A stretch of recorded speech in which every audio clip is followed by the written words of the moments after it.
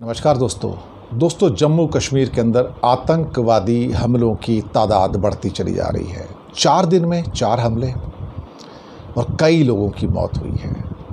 कमाल तो ये है कि सरकार सिर्फ दावे कर रही है कि 370 हटने के बाद कश्मीर में परिस्थितियां बहुत अच्छी हो गई, लेकिन सच तो यह है कि कश्मीर में परिस्थितियां और बिगड़ गई। घाटी में जहां थोड़ा सा आतंकवाद कंट्रोल में आया तो यकीन मानिए जम्मू रीजन के अंदर रजौरी पुंछ के एरिया में ये चीज़ें बढ़ गई, डोडा के कठुआ के एरिया में ये चीज़ें बढ़ गई।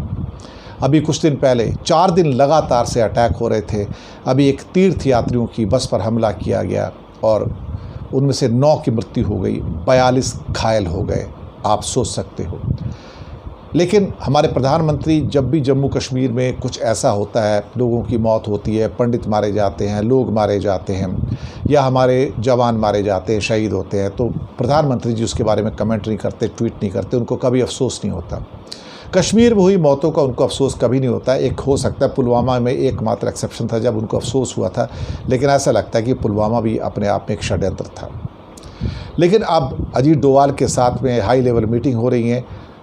अब यहाँ पर देखो तो पहले एक हमला होता है, उस हमले के अंदर 9 तीर्थयात्री मारे जाते हैं। उसके बाद अगले दिन फिर हमला होता है और उसमें 2 आतंकवादी और एक सीआरपीएफ का जवान शहीद हो जाता है। उससे अगले दिन फिर हमला होता है और फिर मौतें होती हैं। उससे अगले दिन फिर हमला होता है और फिर कई लोग 5-6 हमारे सुरक्षा सैनिक जो हैं वो हॉस्पिटल पहुंच जाते हैं बुरी तरह से घायल होकर। सवाल ये पैदा होता है कि हो क्या रहा है? ये आतंकवादी घटनाएं एकदम से कैसे बढ़ गई? कौन इनके पीछे है? क्या मोदी जो दावा कर रहे थे या अमित शाह जो दावा कर रहे थे कि कश्मीर सामान्य हो गया है, लेकिन कश्मीर सामान्य नहीं हुआ। कश्मीर एक सुलगता हुआ, धधकता हुआ ज्वालामुखी है जो कभी शांत नहीं होगा। और आपने पहले जो दावे किए थे कि हम दिल्ली से दूरी कम करेंगे, दिल से दूरी कम करेंगे, ना दिल्ली से दूरी कम हुई, ना दिल से दूरी कम हुई। और हाँ, चुनावों के दौरान आपने लाखों जवान लगा के वहाँ पर एक कॉन्स्टिट्यूंसी की वोटिंग करा के आपने अपनी पीठ थपथपा ली। कहीं ऐसा तो नहीं कि ये एक और षड्यंत्र रचा जा रहा है कि ताकि सितंबर के महीने में 2 महीने बाद ये विधानसभा के चुनाव इन स्थितियों को देखते हुए स्थगित कर दिए जाए कि वहाँ पर कानून और व्यवस्था की स्थिति अच्छी नहीं है।